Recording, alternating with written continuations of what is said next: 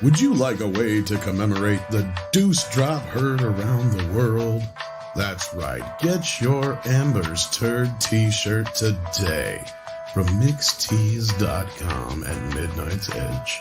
A limited edition print from acclaimed artist Not Some Kid. Get it now for a limited time. Put in the term turd at checkout and save 10%. This is going away fast, kids, so get it now while it lingers.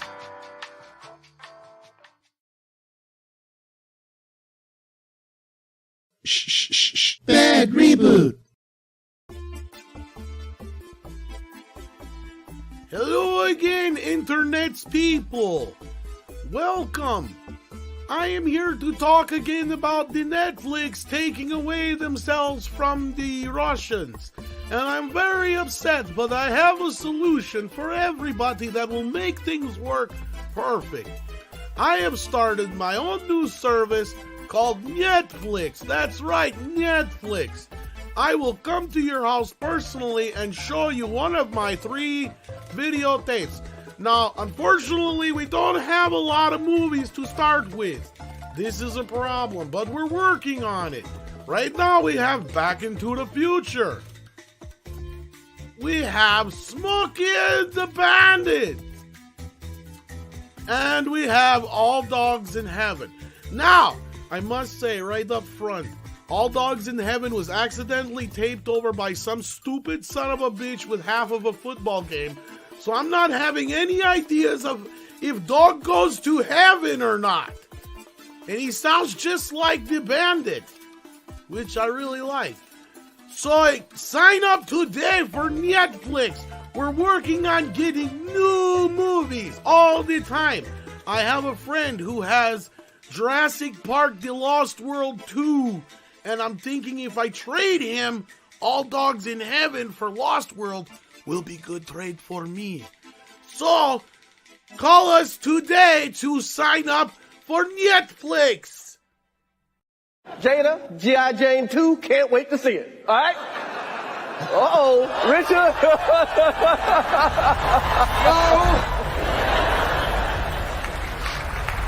No cry? I'm not crying. I say we break into the place, trash the office, and make off with the records and say it was industrial espionage.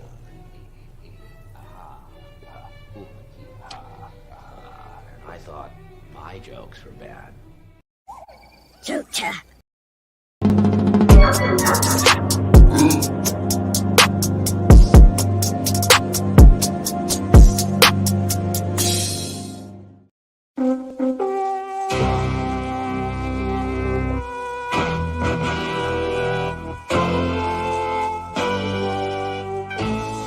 Oh, He-Man. He-Man. Skeletor. That's a dumb name. Huh? He-Man. He-Man. It's like the same thing twice. Why don't you just call yourself Guy?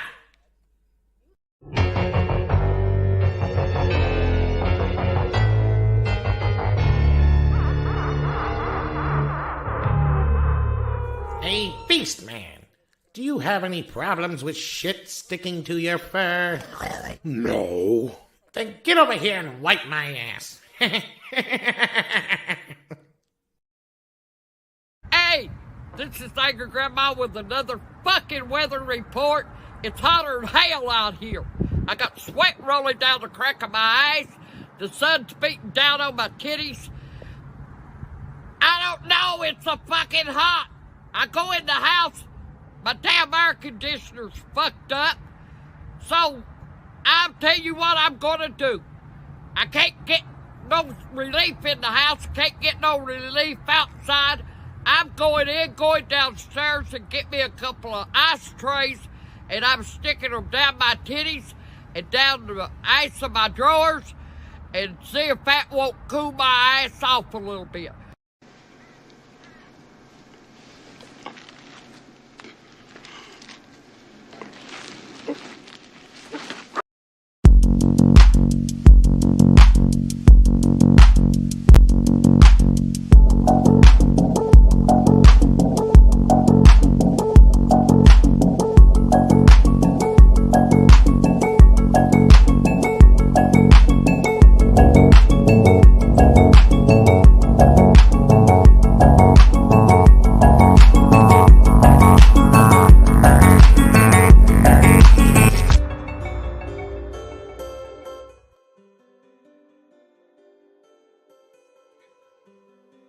Greetings and welcome to Midnight's Edge After Dark.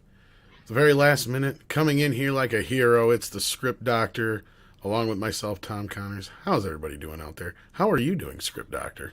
I'm doing well. Sorry I'm a little late. I just tested Turtle Shredder's Revenge on my computer, and it took a while to clean out so that I could join here, but it works. So I can play this new game, which is awesome. Oh yeah, I got it. I just got it figured out before the show too. Loaded it up on Xbox, and then everybody's like, "Oh, we got to get on Steam. Got to get on Steam." I'm like, "You fuckers in your Steam shit." No, Yellow Flash was even messaging me about it and stuff like that. So I'm sure this weekend you can catch myself and a few others, I'm sure, playing the game. And speaking of which, we have a super... It's cross-platform co-op, so we can play together. So I didn't have to freaking buy it twice? Because, yeah, actually, I think the gameplay on the Xbox is a little smoother, to be honest with you. Malisi D. Wildman says, or is it Malachi D. Wildman, I think is what it's supposed to be. Sorry. Tom, Shredder's Revenge, you can play it. It's called Moderation. Yeah, I know. Tell me about it. But I think that's where everybody's at. Like, nobody's here. Mike's gone. Culture's not here. Even Nick Weiser, and I'm sure Nick Weiser, that's what he's doing. He's probably playing the game. Oh, yeah, and probably eating pizza at the same time. Exactly, yes. Waltman4 is here and says, not sure if you saw Clownfish's TV take on the Ezra stuff today, but it is no longer funny and the guy does need legitimate help. No, I sadly have not seen their take on it yet.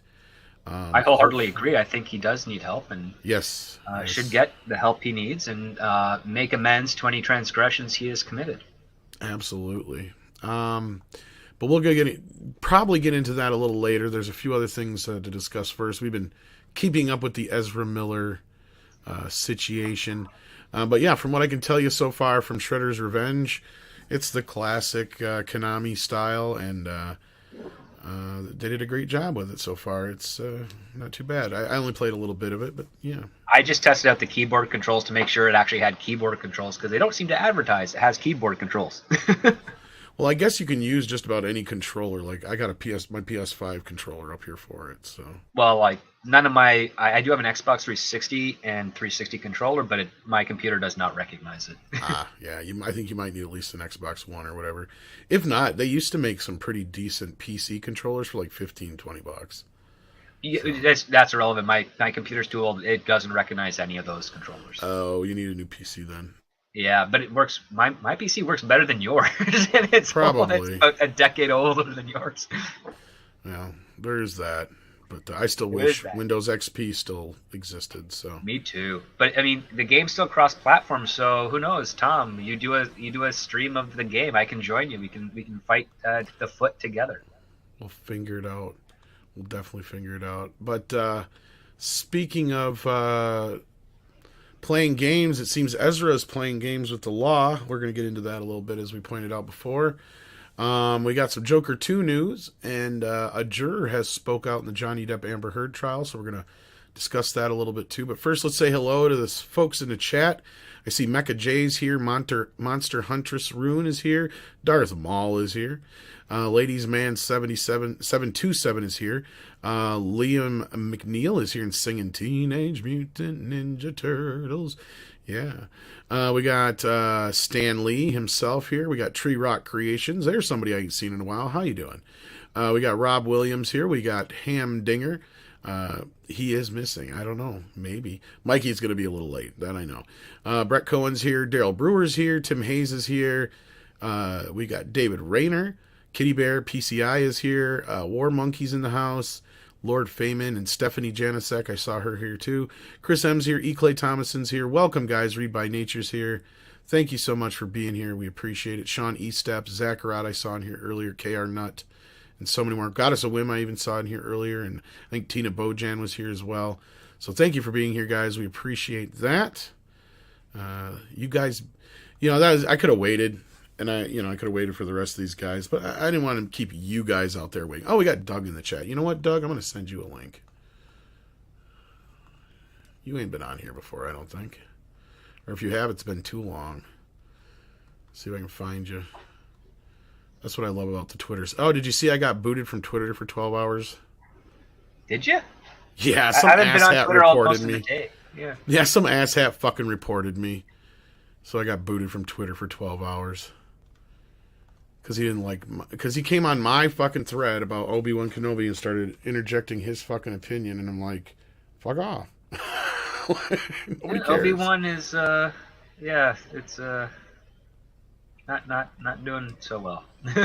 Not really. Why can't I find you, Doug? I know you spell your thing really weird. Mr. Where are you, Doug? Say hi to me in Twitter if you're free, and I'll send you a link. But anyhow, Donnie's here. How you doing, Donnie Pearson? Sander Hammerslag's here. I see some regulars rolling in. Please hit that share button, hit that like button. Let everybody know we're live by putting the link out, or the YouTube link out there. I'd appreciate that. We got Cheese Factor here too. How you doing? Darren Hughes, Hank VP. Other than that, you seen any new movies lately while we're waiting for the other guys? Anything you can talk about? Have you seen Morbius yet? No. Why? It is no, you don't understand. It may have just usurped Garbage Pail Kids in my top 10 pantheon of best worst movies of all time.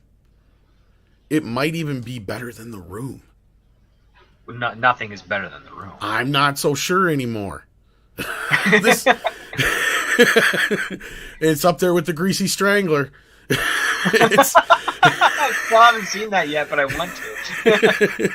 It is bad. It is like one of those, the fake trailers in like movies, and like when they're making a movie within a movie, and how on the nose they are, and how fucking like the Tropic Thunder trailers at the beginning, exactly, which fooled a bunch of people.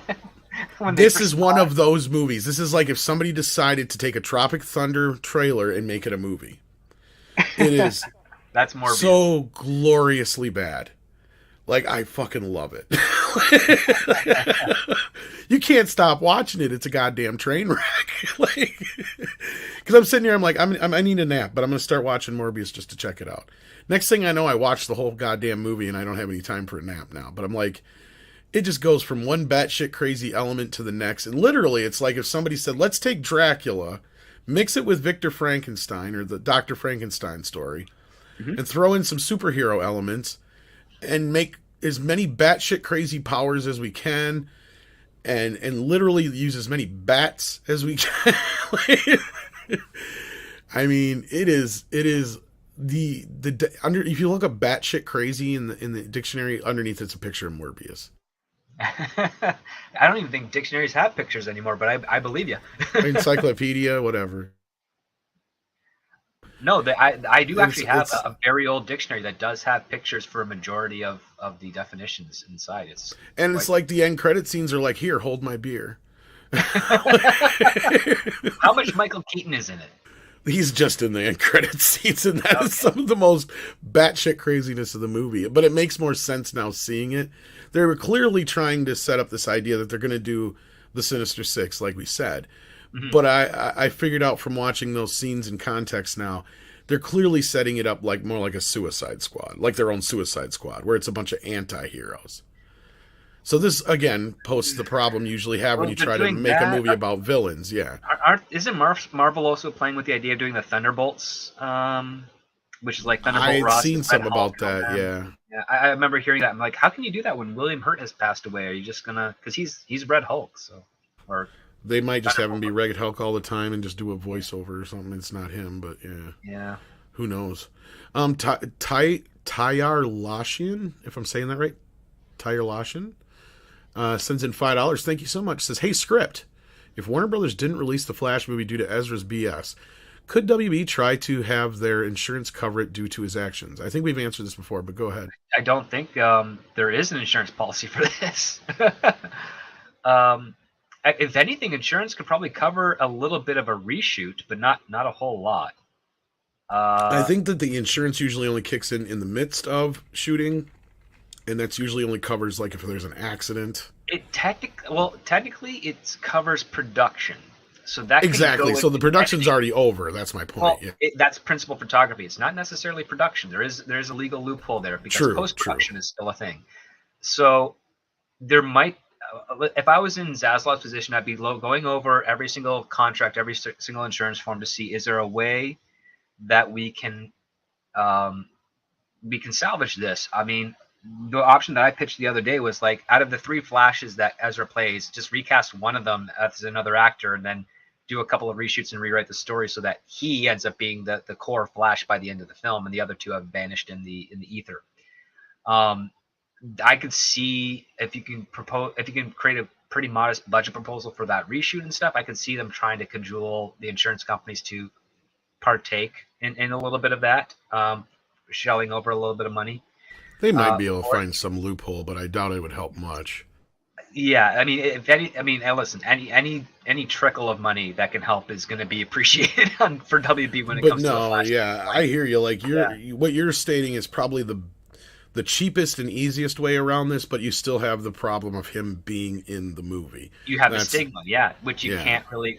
I mean, the only way you can kind of really wash that away is that the entire narrative is like, yes, we've dedicated a 2-hour feature film to us erasing Ezra Miller. And how do you present that shit, right? Like that's unless you do what I said the other morning, and that is you hire Dog the Bounty Hunter to track his ass down, and you make a documentary out of it, and it's him literally dragging his ass to the premiere in cuffs. That's the whole setup for the whole thing. And like you said, then you have this whole little like special where you present the idea that we're gonna flashpoint him out of existence in this movie, like make that would never happen in a million years, but it would be hilarious. I mean, essentially, like this, it would be aptly titled, but this is going to be essentially a Crisis on Infinite Earths type film. I don't know why they're just calling it The Flash, because you're kind of wasting your property there, but based on all the reports I'm hearing, even some of the little behind the scenes whispers of people that have seen the screenings and don't want to tell me a whole lot, unfortunately, right now, but I'm working on them. It's basically a Crisis film. There's a lot of cameo. Well, not so much a lot of cameos. There's some significant cameos. It's about multiverse type of stuff. Frankly, it's like, I'm wondering how bad it's going to be before someone actually mentions my name in their boardroom, saying maybe this guy could probably help fix this on the reshoot side of things. Because I'm willing to take it or do a pitch. Because that would be hilarious. It would be brilliant. It would be brilliant. I'd have my work cut out for me, but it would be brilliant. Yeah. Gizmo Hunter 84 says, "Hail Tom and fellow Canuck script. Is your name homage to Gremlins?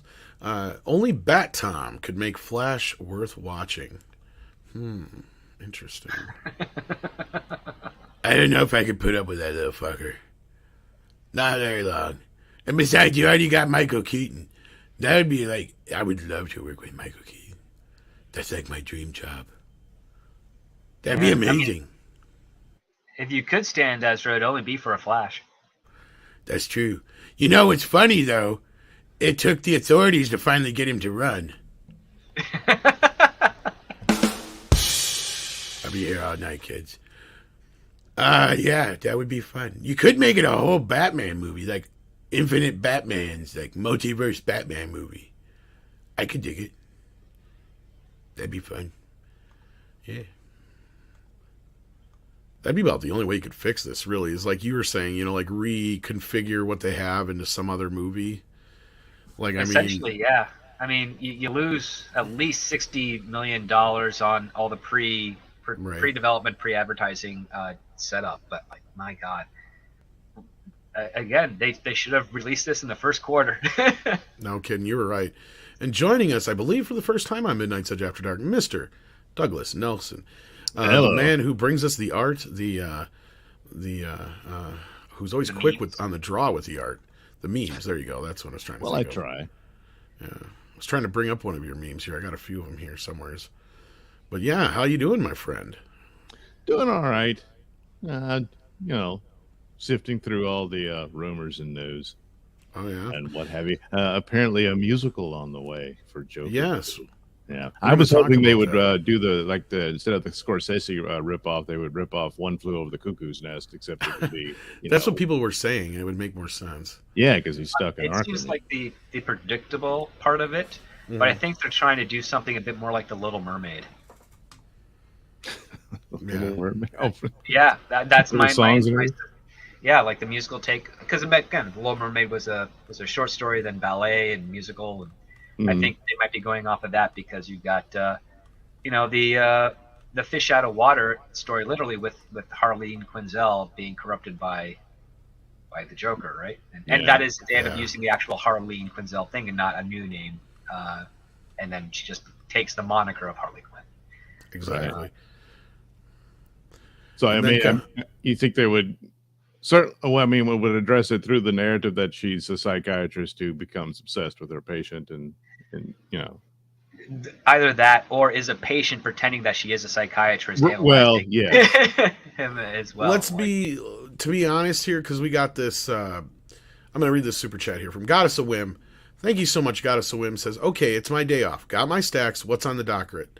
Ezra Miller. Oh no. Well, we're going to talk a little bit more than that. In fact, I've got a story that Doug brought to my attention the other day or yesterday that we're going to break into here in just a moment, Goddess of Whim. But first, I wanted to bring this up when it comes to Joker because Boss Logic, who's known for doing... He's a fan artist, but he does do some professional art. I don't know if you guys are familiar with him. He was the individual who did the famous Emilia Clarke Mira art that sparked the whole... her being cast as Mira a while back when Aquaman 2 was being brought together. Now, if I could find this poster, Boss Logic did a poster for Joker 2, and it is in the vein of La La Land.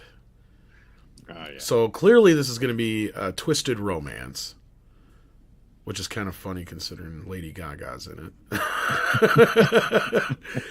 And you know what? There could be worse choices, I guess, for Harley Quinn, to be honest with you.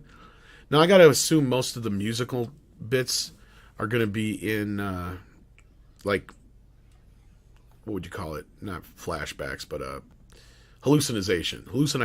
Right. Hallucinations. Hallucinations. Thank you. I couldn't think of the goddamn word I was trying to think of. So let's break into this first and foremost then. Joker 2, Lady Gaga in early talks to join Joaquin Phoenix, Todd Phillips in musical sequel. See, that was the thing that got most people kind of like, huh? Musical sequel. Interesting. So yeah, here's the La La Land art I was talking about. I don't know if you guys can see it. Did it pop up? No, I put it in the wrong thing. Put it in the wrong thing. Hang on. Here we go. There. Ha Ha Land. Oh, that's nice. Yeah, I thought that was kind of funny. So I have a feeling that it's going to be kind of like a twisted romance, like I said. I don't think they're going to necessarily make fun of La La Land per se, but I think that he probably got some kind of direction when he did this, is my point I was trying to get to. But yeah, so what do you guys think of this proposed sequel? Now, of course, I don't think anybody's real keen on the idea of a Joker sequel to begin with. I wasn't even keen on the Joker movie to begin with. No, none of us were. Let's be real. And that was one of the movies where I had to actually admit and eat a little bit of crow and say, like, yeah, the movie for the most part was a really good movie. It did make a few mistakes I didn't want it to, but overall it did surprise me. But I don't know how you felt about it. Well, I was changed by the script because I saw the script many, many months before it even went into before the first trailer even dropped. And I would say the script is a lot better than the Isn't final that usually product. the case? Well, the one thing that the script had that the final product did is the fact that he never really the relationship between him and the neighbor was not all a hallucination. Like she was friendly with him, Right. but like the hallucination was the fact that they were more intimate than what was actually in reality. So His interpretation of it, yeah. Yeah, I liked the fact that like she actually did physically talk to him and some stuff, and it's not just him all imagining it. Because it showed like an honest glimmer of hope, and then it's completely taken away when he walks in on her sleeping with her boyfriend, and then he doesn't quite figure out what's going on, and she has to push him away, and that builds on top of everything else that's going on with his mother in the hospital, and then he's getting on that show, and yeah, but no, I thought the Joker film was quite good execution, and if they're pulling from the same type of interests, excitement, and drive that they had with the first one. I'm really hoping that they managed to capture lightning in a bottle again for Joker 2. Yeah. Doug, what about you? Well, it surprised me as well. I mean, the obvious gimmick of it, I thought, well, I don't know. And yeah. So, this is one of your arts that I love. Yes, this is the next movie coming out. This is a bizarre take they're going to do. But, he's gonna get Ezra. I will find you. I will bring you in. Him. You may be fast, but you ain't that fast. But anyway, So but it worked. I mean, it was like, well, it's Taxi Driver and King of Comedy and all that. But it worked. I enjoyed it, and this is interesting. And I guess I'm more inclined to give it a shot. That that the musical aspects of it would continue with the delusions of the psyche in this film. Yeah. So no, I mean, I'm not gonna prejudge it too much. Right. I have a feeling there's gonna be a gimmick to it. I don't think that the musical aspect's gonna be, because you can't go from one movie that's not a musical into a movie that is necessarily a musical with it working like that. Yeah. I think it'll definitely play into some aspect of their mental health breakdown together, right? Right. Like that's I can imagine the whole. Yeah, that's the whole of Harley Quinn. They kind of wasted the character lately. No, I think you're right. Her all the time. Like, you got Margot Robbie, who's a solid enough actress, but they're not. She doesn't have a good dialect coach to really capture the voice of what Harley Quinn is. And this is where I wonder the behavior or action of Harley Quinn either. Yeah, and this is where I wonder if Gaga might be able to take on the role a little bit better. Now, I have not, full disclosure, I've not seen her performance in A Star Is Born, but I've heard, all the praise it can get. So I'm not worried about her. In fact, like I said, she's probably one of the best choices for this idea, right? I mean, her persona even fits this very well in a way that I can... Nutty, yeah, go ahead. Sorry, Script. No, she is nutty. She's from the New York area, so she's got a bit more history and experience with the dialects that are required. And you don't have to pay anyone extra to dub her voice for the singing part. So yeah, you get a kind of you get more bang for your buck with that.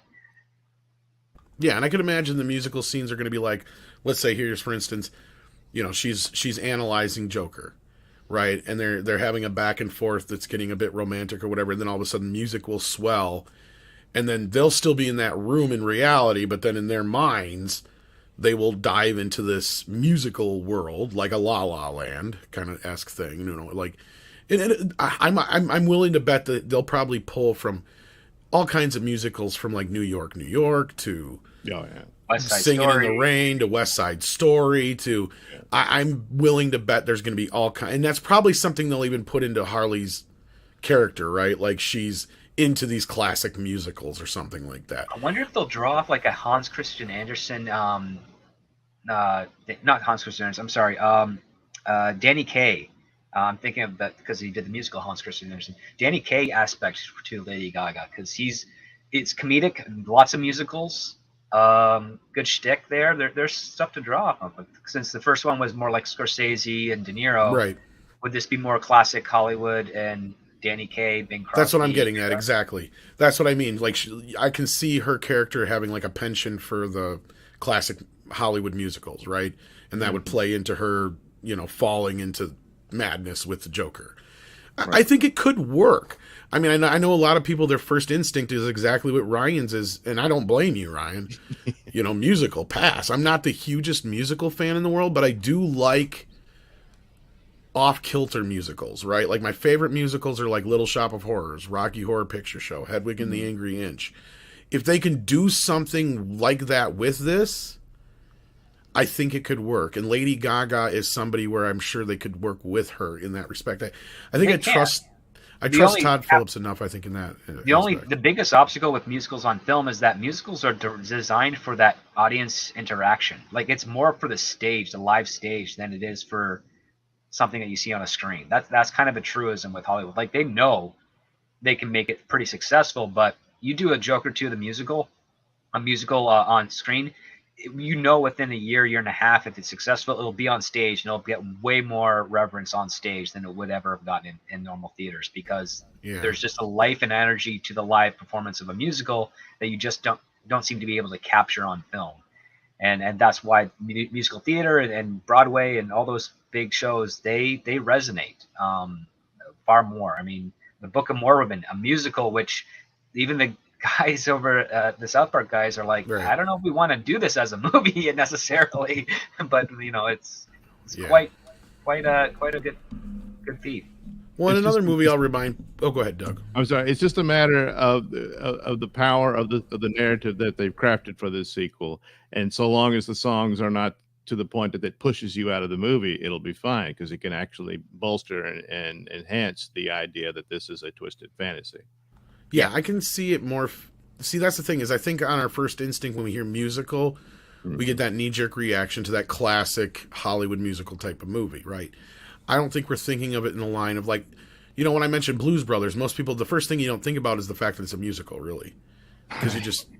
But it is, right? Yes, yes. And I think that that's kind of what we need to remind ourselves, is that we got to, especially when it comes to this, we should probably throw out whatever notions we have of a traditional musical before we even prejudge this. And I'm not saying that anybody's, like I said, I had my first gut knee-jerk reaction to was, what? Huh? But the more I think about it, and Script and I are talking here, they can work with this. There's ways you can use it and utilize it and implement it in the movie. And I doubt it's going to be like a full-blown, in-your-face, everybody dancing choreographed type musical 90% of the film. It's clearly probably going to be mostly stylized, maddening scenes with her as far as the musical aspect of it. That's the only part of it I see probably being a musical. Otherwise, it's going to probably be set in the same world. It's just that's where we see the musical aspect come in. And I can see that. But if they go at it in a completely different way, I'll be the first to admit I was wrong there too. So I'm giving them the benefit of the doubt this time. They better not prove me wrong again. Well, he's earned his chance, to be given a shot, with the first one. So exactly. And see, like Lovely Sherry says, The Sound of Music is the first musical that comes to mind. And that's the thing. When we think of traditional musicals, that's the kind of thing we think of. We don't necessarily always jump to something like The Blues Brothers or Rocky Horror Picture Show or something like that would have a little bit more of a grittier tone to it, or, a fantastical tone to it maybe even. But we'll see here, and I think that's interesting. But on this note, you had brought a story to my attention, Doug, that I don't know if I'd put much credence in it to it or not. Right. Yeah. But I'm really curious to hear what Script has to say about this. According to a test screening, apparently revealing big changes for the sequel, Aquaman, which will tie into the Flash movie starring Ezra. I have not heard anything about this. I'd heard... Okay, go ahead. I'd heard about this a little earlier, back when they had announced that they were changing all the scheduling and shifting around when the movies would debut and all that. And it was assumed that initially that was because of they were saying, COVID things and the special effects couldn't get done. I mean, that wasn't really believable. And that it was the problems of Amber Heard and Ezra Miller and all of that sort of thing. And so they had to shift it around and stuff. But so that made sense for the Flash movie. But then they said, Aquaman's being changed around too. And said, well, why? And then this little leak came out that there's supposed to be this scene with Michael Keaton in it, like I guess an end credit deal, that he's going to be their Nick Fury, and that he meets with Aquaman in the movie. Well, of course, that depends on the Flash movie having already come out to explain what has happened. Right. Yeah, I don't know. Well, let's read what Cosmic Book News has to say. And again, take this with a grain of salt because it's Cosmic Book News. Right. Yeah. It's claimed big changes are in store for Aquaman 2, which now includes addition of Michael Keaton as Batman as part of what appears to be a DCEU reboot. A reboot. And as reported earlier, more of Amber Heard as Mera. The info comes via what is said to be the latest screening for Aquaman 2, which may also mean Aquaman 2 and The Flash will switch release dates, as presently The Flash is set to get released after Aquaman 2. Now, did this story come out before Ezra's latest bullshit? No, this ain't even that, 3 days ago, so it's around the same time. Did I look that right? Yeah. The info comes as things stand right now. Aquaman and the Lost Kingdom gets released March 17th, 2023, and The Flash gets released on June 23rd, 2023. So it could be possible for the release dates to get the swap. And Keaton is also confirmed to be appearing in Batgirl, which doesn't have a release date yet. But yet again, but I'm adding words, so it doesn't matter. Since Keaton is first appearing in Flash due to barrier breaking open the DC multiverse, the Flash must come first. Yeah, I don't know about that. Michael Keaton, Batman, now a part of Aquaman 2. Regarding the latest test screening, a Twitter user is claiming the Michael Keaton Batman showed up twice in the cut shown. Once in the first act to talk to Jason Momoa's Arthur Curry, suggesting to him that something is wrong with the Earth's core, where it guessed the Atlanteans are behind it, and the second time in an epilogue during the speech Aquaman says. The Twitter user also guesses it means that Michael Keaton Batman replaces Ben Affleck Batman in the DCEU, which of course is no surprise as it appears WB is moving away from all the Zack Snyder stuff, and Affleck has said numerous times he is done with the role. This comes from Undercover Audience, says he showed up twice, and all the things we just read. This is just more about the Flash. And we talked about Amber Heard already, so don't need to get into that. So yeah, let's... what's your assessment of this script, Doctor? Because this is news to me. I don't even really see this as news yet. It still just feels like rumor at this point. So, Yeah, I mean, what? There's a test reading with 2 clips of Michael Keaton and Batman, and like, I mean, we have no idea what the direction of this property is going to be like at Warner Brothers, because we still have to wait for those films to drop before they actually commit to a direction. So I don't know what they're doing at this point. All I know is that you have 2 of their high title movies that most likely will have to undergo reshoots because of 2 of their cast members. That's about as far as really there is on any story with this. I think Cosmic Book News is doing this just to generate traffic to their site at this point. You got one Twitter user on which we have no history with to know if they're valid or not, and there's nothing else to corroborate these rumors either. So I think it's a good talking point with like, hey, wouldn't it be great to have Michael Keaton's Batman and Aquaman 2 for a couple of scenes? I'm like, yeah, I think that'd be cool. Why not? You know?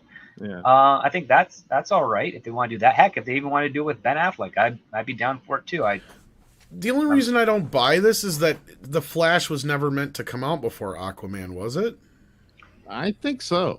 Was it? I think That's it what was, that's what I understood, that it was supposed to come out before, and then all They of a should have sudden just put it out when you kicked said down script. for a year later. Yeah. Well, here's the other part too. I don't think The Flash was ever really intended to be coming out before Aquaman 2, because The Flash has been in development and production hell for 8 years. So That's I what think I'm they saying. I were don't pretty know. sure that Aquaman 2 is going to debut before The Flash anyways. That's what I thought, because I thought when they pushed them back, they just pushed them both back, and it was just the same order, but I could be wrong. I'd have to go look, but I'm not certain. that's the problem. when These they- movies when have moved around so much. Yeah, I'm not certain when they finally nailed it down to what exactly. It was always supposed to be some sort of Flashpoint type, storyline. Which is the worst storyline to ever introduce the Flash in. I know, but I mean, right off the bat, he can't even be his own movie. It's about the multiverse and Justice League and all that, and it's like, Which shows he you how have his confident origin they are. story first or something, But well, all No, right. I mean that one of the guys who's writing Obi-Wan right now is one of the writers of The Flash. So Not Okay. Jimmy Pearl. if Best you're I can liking see is, Obi-Wan, you pretty much know where you're going to get with The Flash. Oh no. okay, The Flash originally had what is Aquaman's release date now. Okay. And yes, Aquaman yeah. 2 was supposed to be out this summer, I thought it was originally. Okay. Let me look here. Was it? No, it was last December. That's when it was supposed to be out. All right. Well, that kind of. Let me wait. Let me look here. New release date. Look here.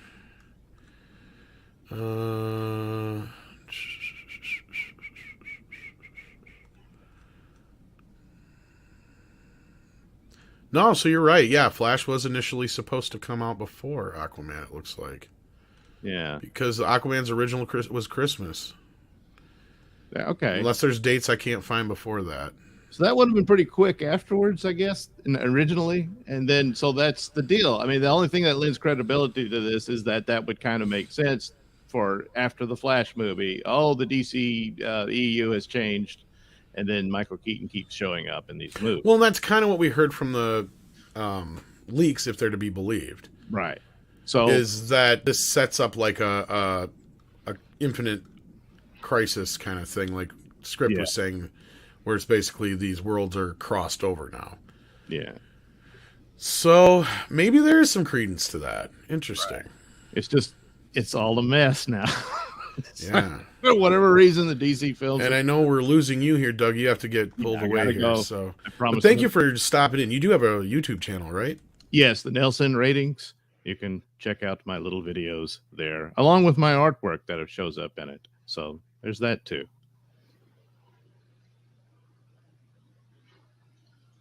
If you go ahead and share your link in the private chat there, or if you're, I think you're a mod, you can probably share it out there yourself if you want. I'm trying to find your channel here.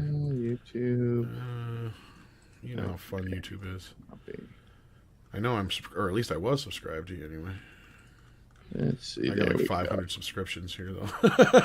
I think I got it in there now. All righty. All right. Cool. I'll share that with everybody. So if they want to check out your channel, there we go. And I am still subscribed, but it doesn't have the bell checked. How about that? Oh, no. Of course. At least there's that. But yeah, thanks for hopping in for a little bit and bringing that story to my attention. I appreciate that, my friend. And there's a link right there if anybody wants to check out your channel. So thank you for being here. Well, thank you. My pleasure. All right. Talk to you again. Take care of yourself. All right. Good night. All right. Well, I was trying to wait for everybody to get here so we could talk about this Amber stuff, but it doesn't look like anybody's going to make it anytime soon besides you and I, Script. So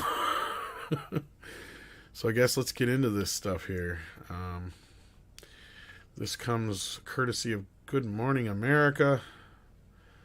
There's a clip here to watch. So we're just going to start watching the clip. News exclusive with the juror in the Johnny Depp Amber Heard defamation trial. Speaking out for the first time about the verdict, Trevor Arlt here with the story. Good morning, Trevor. Good morning, George. You know, this trial had the whole world watching and debating every question, every claim. And this morning, we have exclusive insight into what the jury was thinking. Now, we agreed not to reveal his identity or juror number, so you won't see his face or hear his voice. But he revealed a lot about how these multi-million-dollar decisions were made.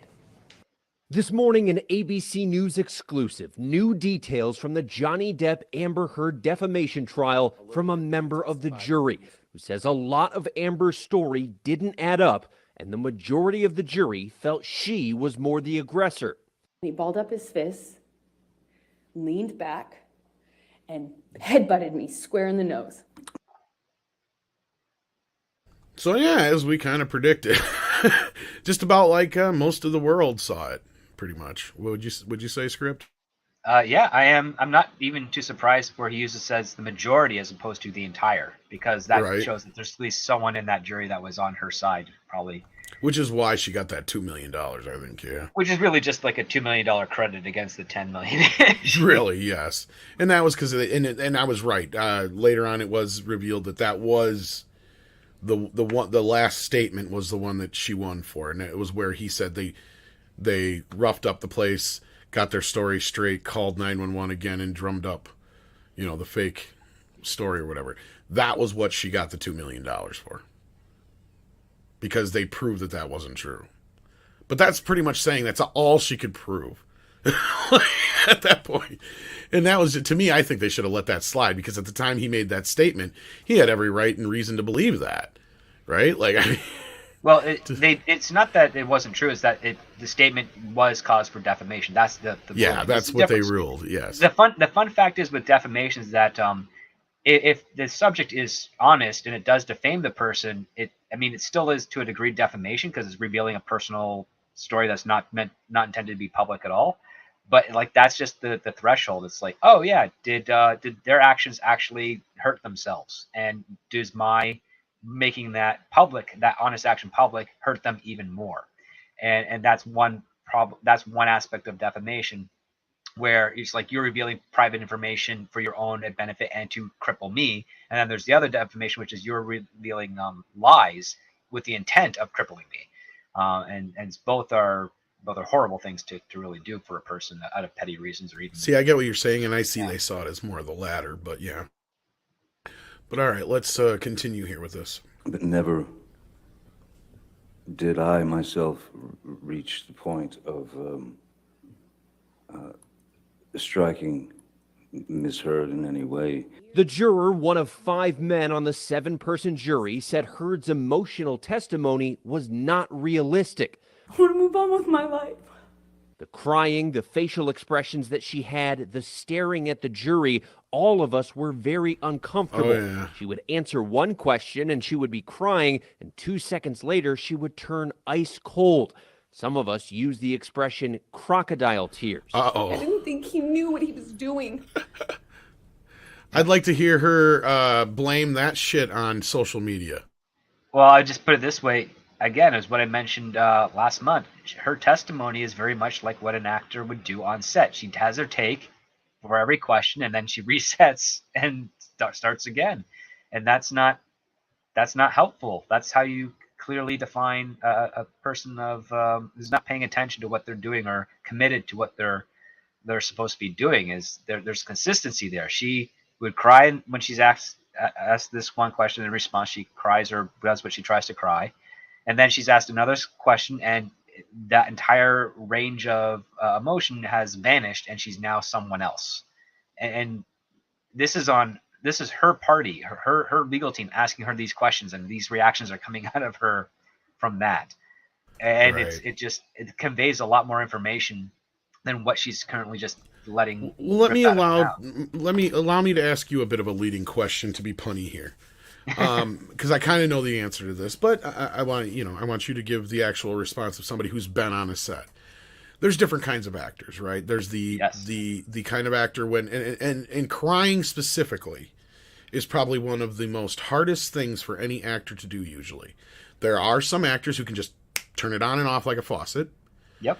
But then there's other actors who actually literally have to go to a place, and sometimes it's you never know what it is. Thinking about maybe a pet when they had when they were a kid, listening to a song, a lost love, something their dad may have said, whatever it could be, and it takes a little bit of time for them to get there. But once they get into that place, they can't just turn it off, right? Like that's one of those tougher moments where they usually need a little bit of time to kind of get out of that. And then of course there's the method actors who are completely and 100%, if they're actually committed to it, are committed to it, right? So they're actually in the moment, in the scene, feeling that emotion the entire time. And I don't feel like they're ones who are also going to break out of it like she is. She's more in that first category, it seems like. Only she can't really turn it on and off. That's the problem. Wouldn't you say that's probably more like what we're seeing here? And do you see my assessment of actors kind of like in that way? She's in her own camp, because even some of the actors that I have worked with where it takes a while for them to cry, when they stop, it usually needs maybe 20 seconds and they're good. Then they're calm and they're ready to go and they're cleaned out, and then they have to reset, reapply makeup, and then do another take. There's some that need good half hour afterwards, and then there's some like do the faucet tears, and you can tell they're really bad and fake and disingenuous tears because the teardrop falls from the center of the eye. And if you know anything about biology, tear ducts are not in the center of the eye; they're on the corners.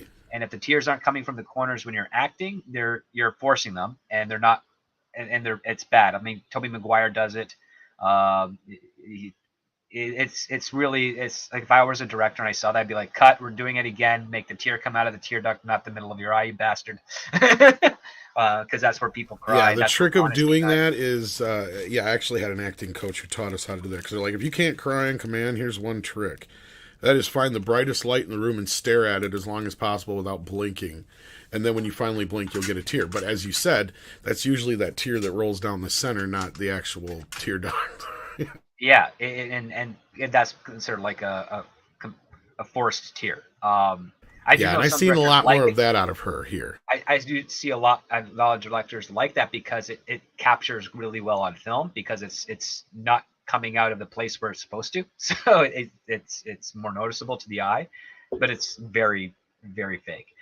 With her, she can't even muster up the tears, so she's just doing the facial facial muster expression. up like 3, and like at least 2 of them came out the center, and there was one that came out of the actual tear duct, it looked like, but I'm not 100% sure on that. I mean, the picture I saw, I'm thinking was doctored by the media.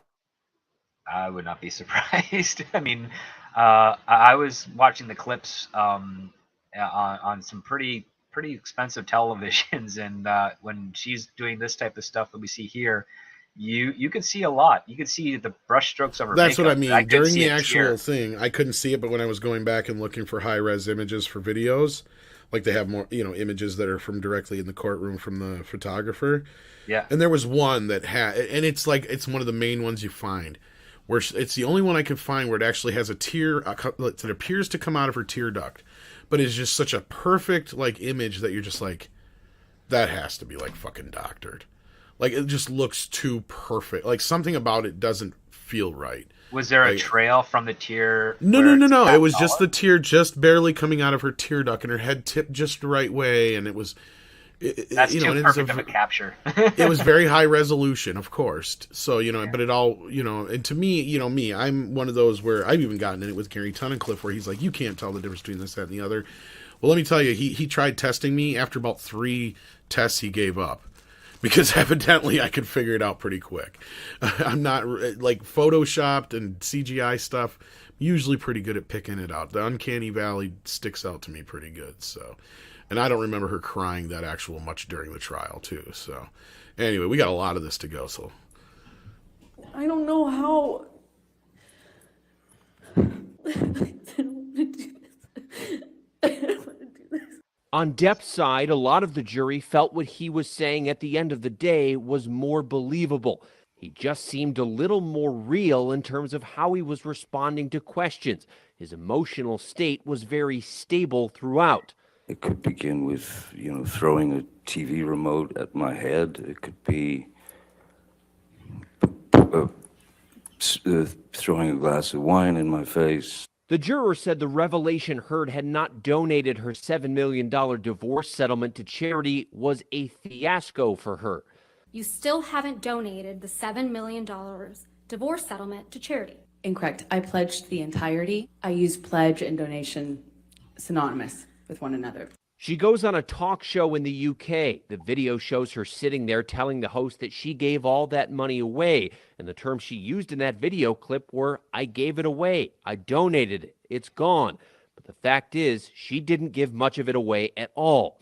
He also disputed Heard's attorney's claim the jury was influenced by social media, saying, we followed the evidence. Myself and at least 2 other jurors don't use Twitter or Facebook. Others who had it made a point not to talk about it.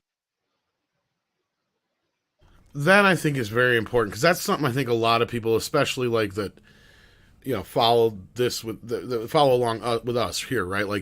We use Twitter, we use social media, but we point out constantly to remind people, Twitter and social media are not real life.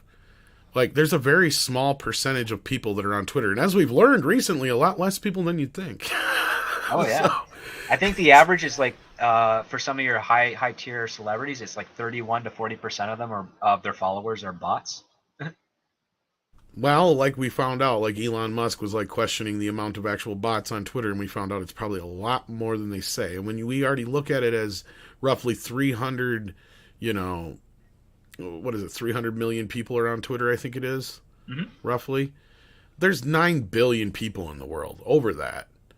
No, it's it's close to 8, but it's 7.5 billion. Well, I think it's probably somewhere in there. But still, point being,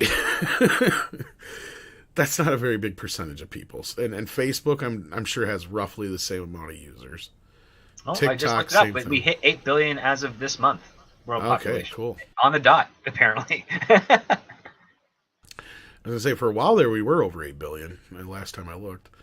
Maybe we lost that many with the coof, I guess.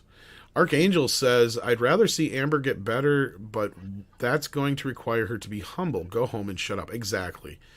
If she was smart, there was a way to get out of this. There was a way to make this... if I was a publicist, I don't want to be a publicist. But if I was, my advice to her would have been just that. Lay low for a while. Do some smaller indie films. In about 2 years from now, do some Oprah interview kind of thing. And don't talk about things like this. just talk about other aspects of it, like how it affected your life and whatnot, but don't sit there and try to represent your case and re-litigate your case in the public eye when it's too late already. Yeah, she could have taken that $7 million and just nested into it and dodged the charities. Instead, she spent it on her attorneys, which then cost her an additional $8 million. Pretty much. I mean, from her claim, that is, but I'm pretty sure Elon paid for it. Yeah, maybe.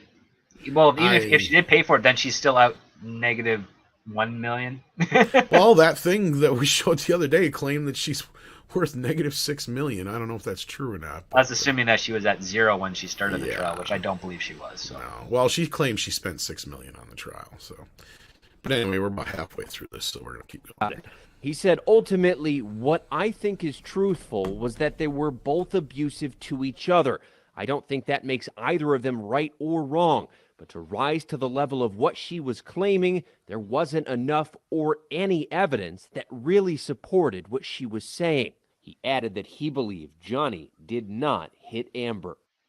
And he also revealed the jury was given no guidance on the amount of money that both stars were awarded. He said each juror threw out a number that they thought was fair. And notably about the attorneys, he said he thought Depp's team was sharp, while Heard's team had sharp elbows, meaning they were abrupt. They frequently interrupted. Now, Heard, of course, does plan to appeal this, and Depp is about to be back in court with these same lawyers for a separate case. He's accused of assaulting a manager on a movie set back in 2017. Guys. Okay, Trevor, thanks. Let's bring in our chief legal analyst, Dan Abrams. And Dan, I guess it's common sense the jurors found Depp more credible? Yeah, I always find these jury interviews to be fascinating after a case, to know exactly what they were thinking about all the evidence that was presented here.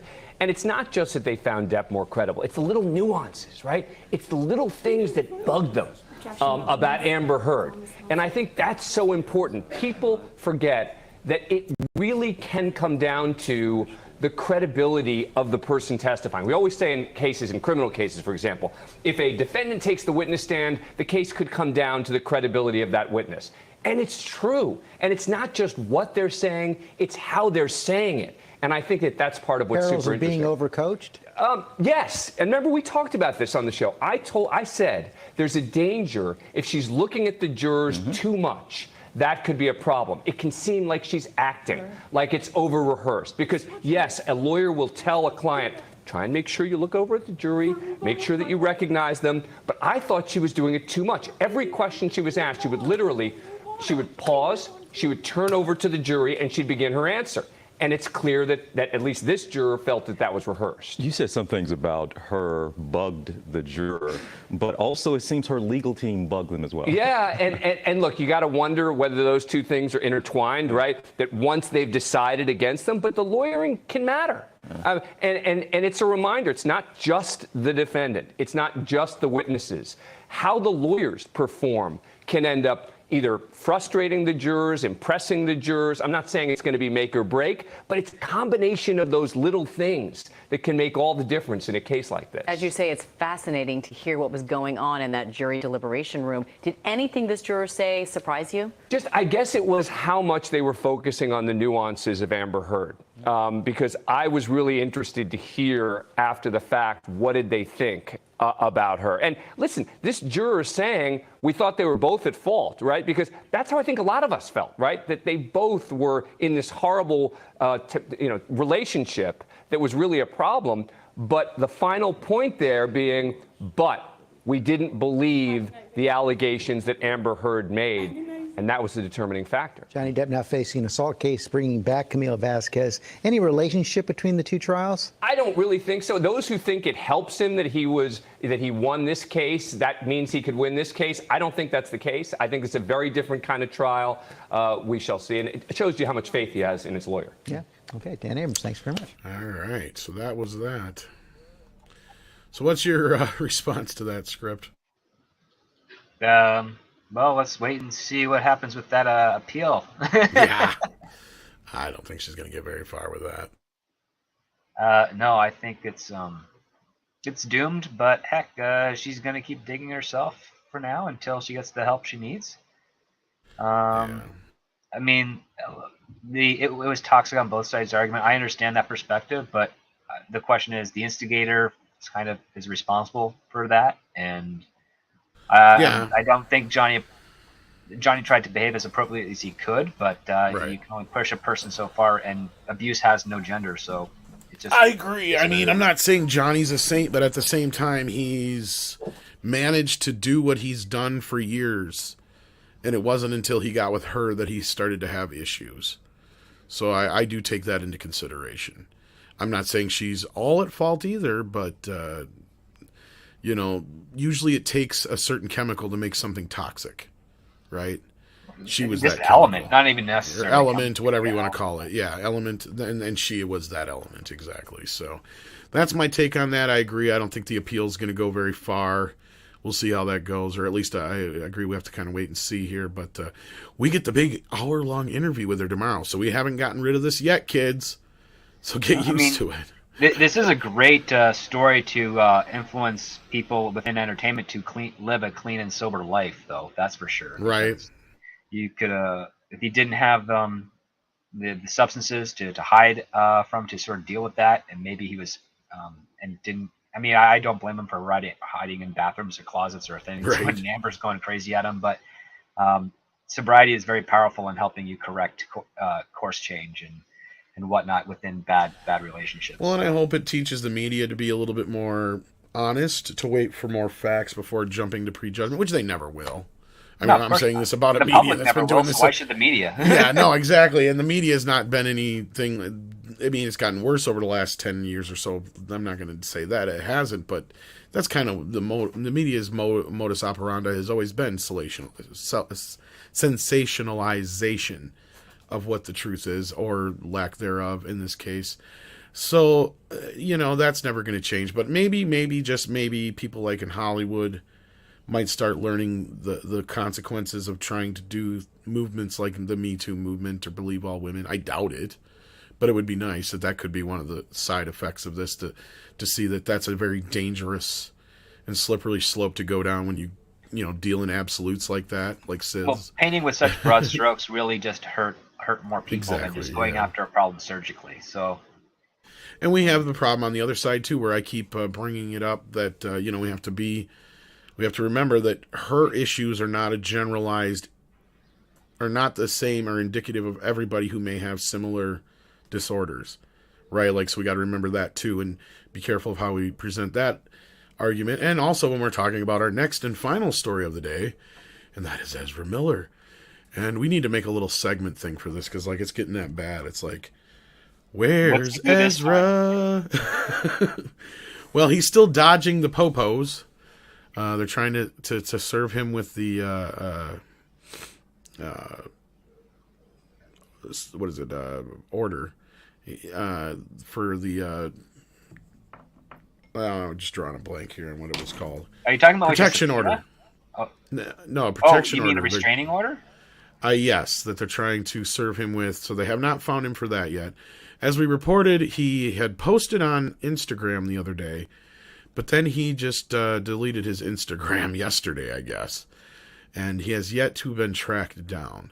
So I don't know if you've heard anything new on this, but that's kind of where we're sitting on this. And I'm going to see if Fat Steven's around, because he's been really covering this stuff quite a bit, and see what he can give us on this. But yeah, I don't think there's any formal charges or anything yet, as far as I know of. It's just they're trying to serve him with this protection order, and they can't find him to do that. I know there's allegations up there, but they haven't been verified. So no, and that's the thing. That's the thing. Things are swirling. It's starting to make the mainstream media quite a bit. As we've been talking about, where does Warner Brothers go from here? Because I'm sure they're having, the same debate we were. But here's the latest from the Daily. This comes from Daily Beast, and this is just from a couple hours ago. 12-year-old granted order of protection against Ezra Miller. So this is somebody else now. This is not the one we were talking about before, who's 18. This is a complete... So again, yes, as you just pointed out jokingly, but no, this is fucking serious. It's getting worse. This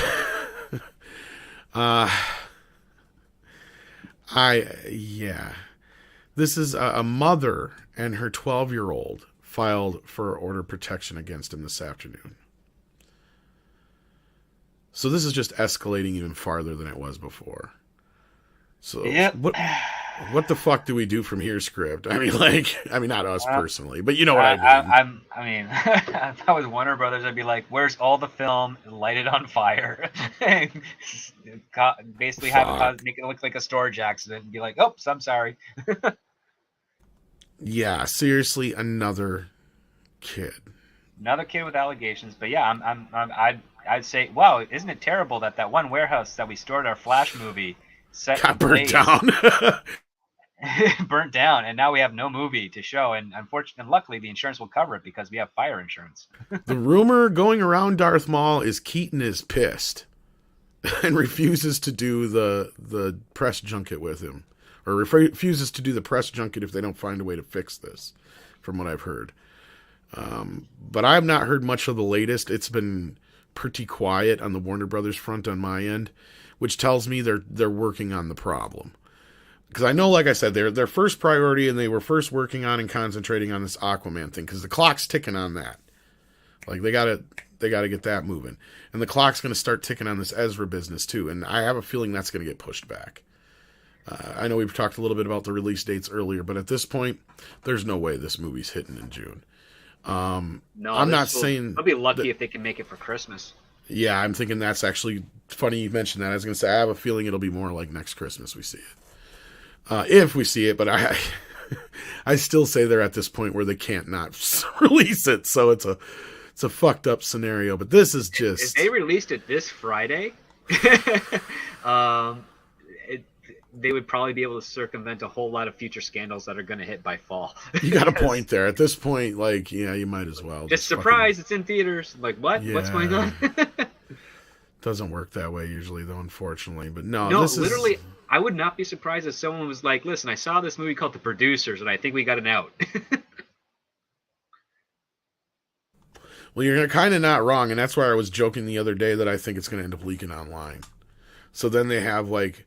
Because I don't know if there's a clause or a way they could get through it if, like, they get so many damages. I mean, I doubt it because it's happened to so many movies before, but, like, at this point, that's the only way they would have any kind of, like, well...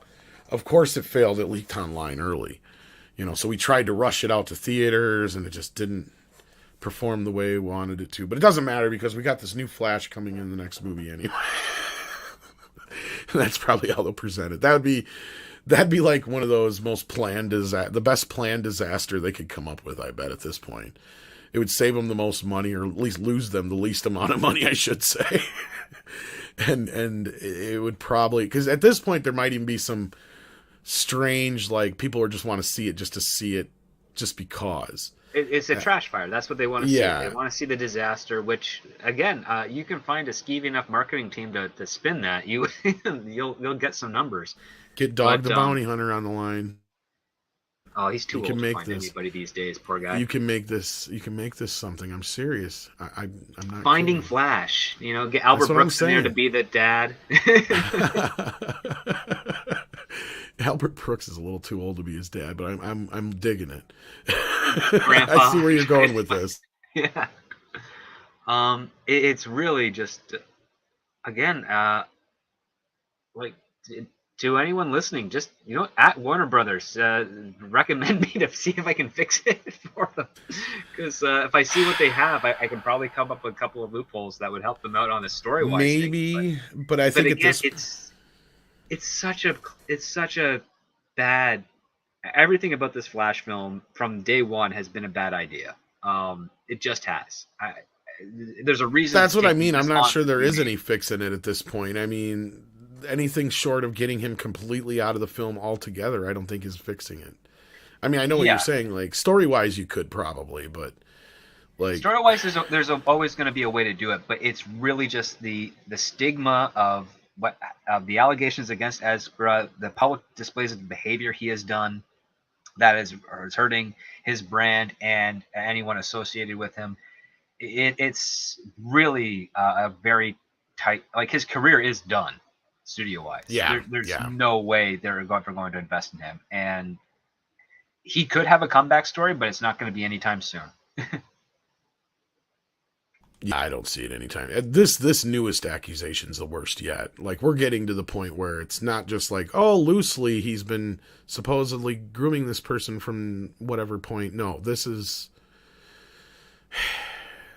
piling on upon piling on upon piling on, and it's only going to get worse from here. You're right. I mean, you predicted this. I know. I wish I was wrong, but yeah, I'd be, if I was in that room and they said, yeah, we're pushing it to next year, said you just gave him another year to screw up even worse. Yeah. Well, and even at that point, it does. Here's the sad part about this script is even if like, because my whole thing was, is there's a chance if they intervene now, you know, this, that, and the other. Even if they had done that at that point, it doesn't matter, because these accusations that are coming out now are for things that had transpired prior. Transpired prior to the. You know what I'm trying to fucking say, yeah. motherfucker. But, yeah, exactly. It's like, you know how to spell it. This would all be an after effect of the Flash. If anything, like, it would hurt the Flash's DVD sales exactly. and streaming stuff, but it wouldn't have hurt the box office as much. Like right now, it's with these types of things, social media won't let you forget too hard until something big, and I mean big, comes in to take over the narrative, and that's going to be very difficult when it's associated with a tentpole film like The Flash. Dare I say this is almost worse than Kevin Spacey read by nature? Because at least with Kevin Spacey, yeah, he has a penchant for young men, but not ones that I've heard where it's been at that level to where it's... Most of the accusations flung at him are younger men that are probably in parties they shouldn't be in the first place, but they're definitely adult enough to have made that decision for themselves. Now, I'm not victim blaming here. I'm just saying, like, we're talking 17, 18-year-old range. Like, this is a whole new level of, once you get, this is a 12-year-old. This, like, Script's right. This is it. This is career. That's the allegation right now, is that, yeah, it's a 12-year-old, which is, if true, is horrible. Yeah, this is... If false, shame on the parent for bringing that up. But, like, again, we don't know 100% what it's going to be. We have to wait for the legal process at this point to take hold and exercise itself. Well, here's the other thing. Edgy number one brings up, don't let him have a bang bang. Well, rumor is he went and bought a bunch of guns after he posted that crazy Instagram post about going out and killing Yahtzees. I don't know how true that is, but... Yeah, see, exactly, Darth Maul. Spacey goes barely legal. He's not stupid. That's what I mean, I didn't mean to want to put it that way, but it's like, I'm not saying it's a good thing. It's just not as salacious, I guess, is the way to put it, or however you want to put it. I mean, not like Spacey's got a chance of coming back at any time soon either, but... Oh, he'll make a couple more videos to release publicly about him eventually returning, but I don't think he'll come back. No, but this is it. 52 Movies a Year says, this movie can be saved. Morph it into Silence of the Lambs 2. Ezra got a skin suit out there somewhere. You joke about this right now, 52 movies a year, but... I hope he does not have that. That's what I'm saying. Like, at this point, it's like, yeah, but really, like, I hope not. Like... This is getting a little too far down that path, and somebody needs to do something at some point. Like, I can't believe the authorities in some way haven't stepped in at this point. Like, this is becoming too much of a grass fire at this point. I don't know how else to put it, but you got to put it out. You got to figure something out now and get to the bottom of all this. Whether they're true allegations or not, this kid needs an intervention, and he either needs to be put in jail or protected, one way or the other, and I'm thinking it's more the former than the latter, but yeah, they are looking for him. That's where we started the story with. I don't know if he's missing so much as he's missing on purpose. He's trying to hide. He's hiding. He's hiding. He can't run very good, so he's hiding. Yeah, he runs very pathetic. He's like it's a hybrid between trying to do sprinting and skating, and it's like that's. Yeah, and this is a big problem, and this is a point, Daryl. I agree with you here that this is one of the only reasons he's been allowed to get away with a lot of the shit he has. If I were in Warner Brothers thing, I would spin it in the sense that I would have someone of that community come out and say that the allegations and the behaviors that he has displayed is not representative of us, nor is it of any competent human being. and that their actions are doing a service to the groups that they identify with, and as a result, we have to encourage him to seek out help and go that way, because right now it's you really shouldn't be letting like a few bad apples spoil the batch, and that's a wise axiom to go by. It's just because one person doesn't mean you associate all the immutables with them and paint with that brush over everybody else. Exactly. Like I was saying with reckless. the mental health issues earlier too. Same difference here. Yes, exactly. Again, it has nothing to do with his sexuality, has nothing to do with that part other than, yes, I agree with that's probably one of the reasons why more people have been afraid to actually do anything yet. I think that part is true, though. I think that needs to be stated, and it's accurate, probably. I don't know what else to say about this other than hope to God we don't hear any more about him at this point. I give it another 3.5 weeks before we find out another crazy thing. Minimum.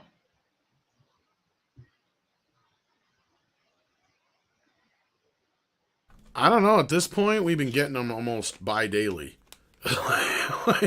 Well, yeah, I mean, it's slightly at a more frequent schedule than when we get weird announcements from Secret Hydra or Bad Robot about another Star Trek 4 movie, or Star Trek thing. I think you're being generous with 3 weeks. I'd go 3 days. This Monday, the latest in Ezra Miller's allegations. I bet we have another allegation by the end of the weekend, yes. Oh. Because you can't, unless this is completely made up bullshit, which I mean, I guess could be a plausibility. I'm not going to say it's not. Mm-hmm. This is getting to be too many at this point. And his already penchant for violence and just his attitude towards this whole thing has been, and the way he's acting. I mean, clearly, like I said yesterday, this is a mixture of a mental health issue with probably prescription drugs mixed with alcohol and other drugs. And it's a bad combination. I'm not saying that's any kind of excuse, but I think that's what we're looking at here after that interview. As far as the rest goes, yeah. And Mecca J had a super chat. Did I miss it? I thought we had one.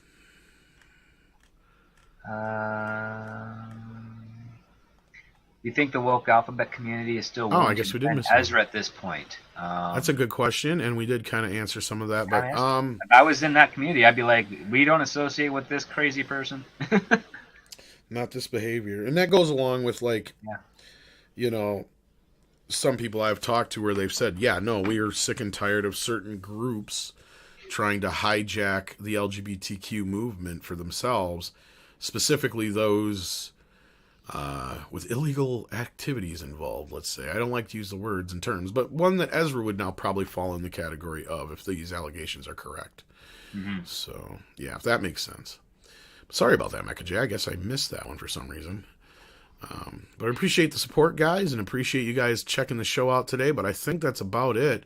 Sorry such a short show, but I'm surprised Script and I were able to make it last this long. Of course, Doug came in and helped us out.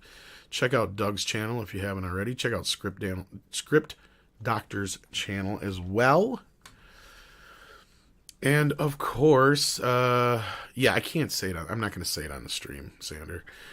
Sorry. I'm not even we don't want to go there. Yeah. Other than that, I think I might pop in later to Comics Division's channel if they're talking about something fun. Or I might try and stream some Ninja Turtles at some point here. We'll see. If it's not too late and you stream Ninja Turtles, hit me up. We can co-op. Yeah, like I said, I've already had people like Yellow Flash and a few others ask me about it, so I'm sure we can come up with some kind of team or something. Yeah. Yeah. I'll be April. I don't care. Just I don't know. Can you pick April? April and Casey Jones, yeah. Oh, really? Cool. Cosmic Swirl says, perverts are perverts. Yes, that's the best way we can put it. Yes. So with that, let's get the heck on out of here. Thank you so much, Script, for hanging out with me tonight. I appreciate it. Yeah. And glad I had the time. Glad that we're here. Yay! He's so happy. Thank you, guys. We appreciate it. Take care of yourselves and each other. And until next time. Well.